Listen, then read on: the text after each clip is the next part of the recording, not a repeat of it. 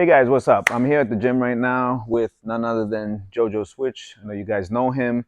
Unfortunately, you're not going to hear his voice today because we're just going to do something real quick. So I'm the one with the mic. But basically, I want to kind of like go over this myth that certain martial arts don't work in the mixed martial arts community. So the first thing I would say about that is hopefully after this, we can squelch this whole nonsense about what works and what doesn't work. I mean, no one should be able to speak things that they don't know or that they're ignorant about. So hopefully after this video, there will be no more ignorance, okay? And if you want to stay in ignorance, that's a whole different thing. But after this, there should be no ignorance. Although I am going to just do a quick synopsis of it, it should give you enough for you to understand. So you guys probably seen this here as the wooden man or the makjang, and this guy here has a whole form. All right, there are separate forms as well that exclude this, and all of these things are characters that we would use in an actual fight. So just as an example, okay, some of the things that we would use, we have this thing. It's like a pairing when you're pairing somebody in a boxing match, okay. So the guy throws his 1-2, and you've seen this before, okay? So nothing huge. It's exactly the same thing in our art. These are called paksals, okay? So when he's throwing it, I'm pocking, pock. All right? No matter what style you're in, no matter what it is that you're doing, you still have to be in a position in order to retaliate, okay? So those are paksals, okay? Then there's something that you've probably seen when someone hits something. You've seen this.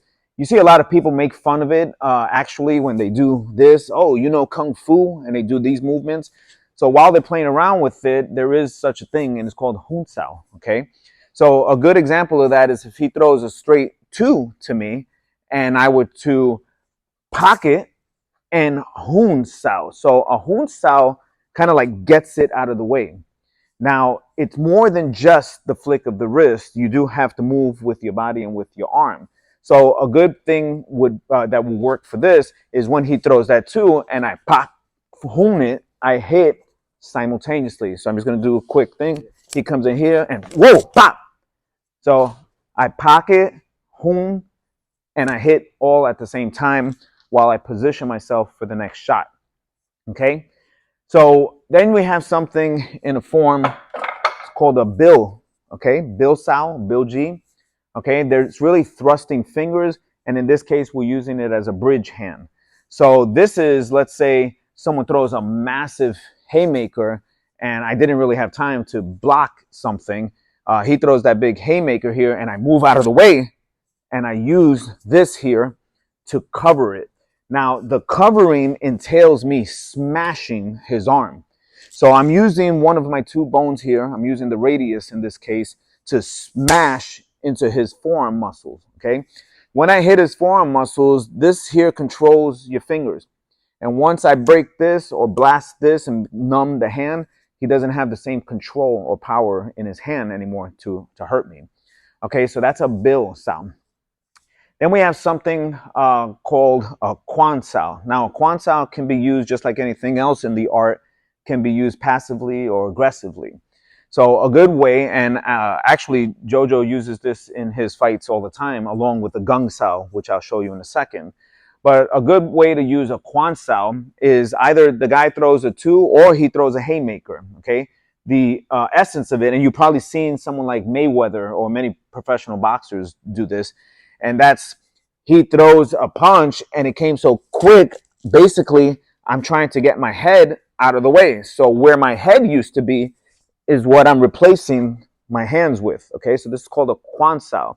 And so when he throws something like that, kwan, I get to move out of the way and again attack. You see JoJo do this in his fights also. It's called a gung sao. Now a gung sao in this art is this, okay? Now again, that has a passive and aggressive style. So let me just show you the kwansao in the most aggressive form, okay? So that was the passive side. So again, in the aggressive form, This would be if he did another haymaker or he threw some sort of overhand here. So as he's coming into me, I want to go into the eye of the storm. And in this case, I'm not worried about his fist. I'm not worried about his forearm. I'm going to go straight to the root of the problem. Okay, I could go directly to his face or to the center of his solar plex, but I want to completely dismantle his arm. So I go in to it, and my elbow hopefully will rip his bicep in half, rendering that arm useless at that point. Now I could do the same thing and just go directly into the center and smash anything in his face, his chest, and so on. So that is a quan sao that can be used passively and aggressively. And the same is true with what I'm going to show you now with a gung sao. So let's say he throws a jab. Okay, he throws a jab, and I'm close like this. This here is called a gung sao. Okay, that's passive. I want to get it out of the way. I can also do it where it's aggressive, and let's say he throws the jab. It could be a 1 or 2. It doesn't matter. But let's say in this sake, he throws the 1 and he comes in, and I crash this. So now I'm crashing it, boom, getting myself set up, close that gap. So everything like that can be used passively and aggressively. Then if you were in the street and the guy's throwing and he's setting up that same jab and we're here and he throws up that jab, what I mentioned earlier about the Bill Sao, in the street, I just want to get rid of this guy because I don't want to fight here for 5 minutes with him. So I will go here, he throws that jab, and I Bill. And when I hit that eye, I'm pretty sure within fractions of a second, he's mine. So I'm just going to do a little quicker, and I'm just going to show you there's a myriad of things you can do once you've already made that entry. So he comes in, and that gun, take the leg, close it up. This happens 1, 2, 3 in seconds. So again, these are some of the elements.